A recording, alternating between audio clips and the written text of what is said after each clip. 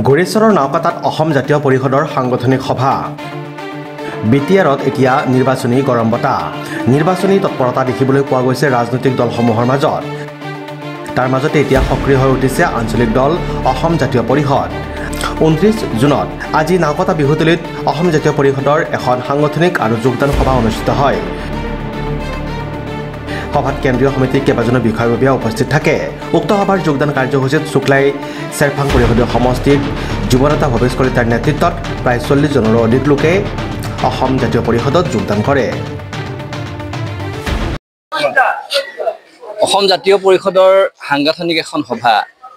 আমাৰ অসম জাতীয় পৰিষদ যেহেতু জন্ম বহুত দিন হোৱা নাই, আমি অসমৰ বিভিন্ন প্ৰান্তত আমি আমাৰ সাংগঠনিক কাম কাজ কৰিবৰ কাৰণে ইতিমধ্যে সিদ্ধান্ত গ্ৰহণ কৰা হৈছে। কেন্দ্ৰীয় সমিতিৰ সেইদিনাখন প্ৰতিনিধি সভা হ'ল। কাৰ্যনিৰ্বাহকৰ সভাত প্ৰস্তাৱ গৃহীত হ'ল যে আমাৰ যিসমূহ জিলা আচলতে আজি তাৰিখলৈকে পূৰ্ণাংগভাৱে গঠন হোৱা নাই, পূৰ্ণাংগভাৱে গঠন কৰিবৰ কাৰণে আমাক দায়িত্ব অৰ্পণ কৰিলে। সেই অনুপাতে আমি তামোলপুৰলৈ আহিলোঁ। তামোলপুৰৰ ৰাইজৰ লগত মত বিনিময় কৰিলোঁ আৰু আমি আজি জিলা সমিতি এখন ইয়াত মানে পূৰ্ণাংগ ৰূপত এখন জিলা সমিতি বনাবৰ কাৰণে প্ৰস্তুত কৰিবৰ কাৰণে আমি আজি ৰাইজৰ মাজলৈ আহিলোঁ। ৰাইজে সঁহাৰি জনাইছে ভৱিষ্যতৰ দিনত জাতীয়তাবাদী যিটো চেতনা, সেই চেতনাতে ভৱিষ্যতৰ দিনত আগবাঢ়ি যাবৰ কাৰণে ৰাইজে সংকল্পবদ্ধ হৈছে। মই ভাবিছোঁ যে ভৱিষ্যতৰ দিনত তামোলপুৰত জিলাখনত আচলতে জাতীয়তাবাদী চেতনাৰ যিসকল ব্যক্তি আছে একেলগে থাকি একেলগে কাম কৰি ভৱিষ্যতৰ দিনত আগবাঢ়ি যাব। BTC নিৰ্বাচন আহি আছে যে ছেপ্টেম্বৰ মাহত হ'ব বুলি ইতিমধ্যে আলোচনা হৈছে, চৰ্চা হৈছে। আমিও প্ৰচেষ্টা হাতত লৈছোঁ যে ইয়াত যিহেতু তামোলপুৰ আৰু গোৰেশ্বৰ দুটা বিধানসভা সমষ্টি আছে আৰু পাঁচোটাকৈ আচলতে পাৰিষদীয় সমষ্টি আছে।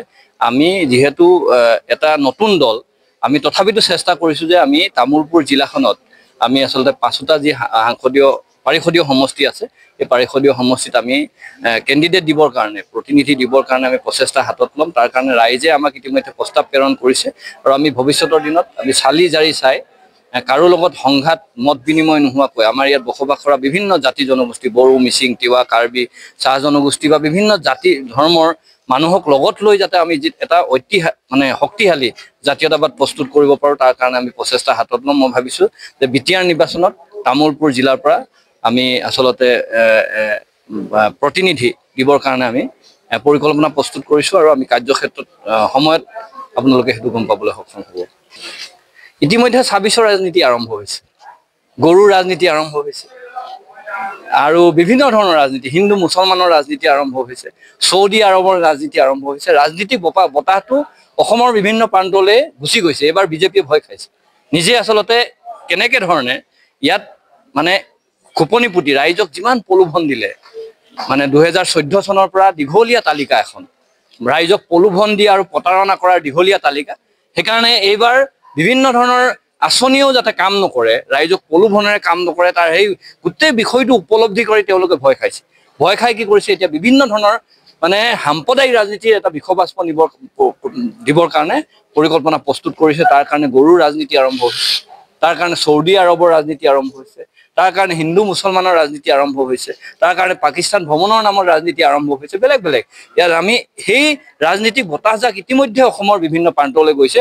আমি ভাবিছোঁ যে পাৰিষদীয় নিৰ্বাচনৰ পিছত এটা বেলেগ ধৰণৰ ৰূপৰেখা অংকন হ'ব। অসমৰ ৰাইজে ভাবি থকা যিটো নিজৰ কথাবোৰ ক'বৰ কাৰণে, নিজক প্ৰতিষ্ঠা কৰিবৰ কাৰণে জাতীয়তাবাদী চিন্তা চেতনাৰ আগবাঢ়ি যাবৰ কাৰণে পৰিকল্পনা প্ৰস্তুত কৰিব আৰু 2026ত এই বিজেপি মিছলীয়া, মিছা কথা কোৱা, প্ৰলোভিত কৰা, বিভিন্ন সময়ত জাতি জনগোষ্ঠীৰ মানুহক মৰ্যাদা প্ৰদান কৰিম বুলি কৈ তাৰপাছত তেওঁলোকে ইউটাৰ্ণ মৰা এই বিজেপিক প্ৰতিহত কৰিবৰ কাৰণে অসমৰ বিভিন্ন প্ৰান্তৰ শদিয়াৰ পৰা ধুবুৰীলৈ পাহাৰ ভৈয়াম সকলো ৰাইজ একত্ৰিত হৈছে আৰু 26ৰ নিৰ্বাচনত এটা বেলেগ ধৰণৰ ৰূপৰেখা অংকন হ'ব আৰু অসমৰ ৰাইজে নিজকে শক্তিশালীভাৱে জীয়াই থাকিবৰ কাৰণে, স্বাভিমানেৰে জীয়াই থকাৰ যিটো জাতীয়তাবাদ আমি প্ৰতিষ্ঠা কৰিবলৈ আহিছোঁ, জাতীয়তাবাদৰ পক্ষত অসমৰ ৰাইজ অনাগত দিনত থিয় হ'ব। Desk report, news express, Assam.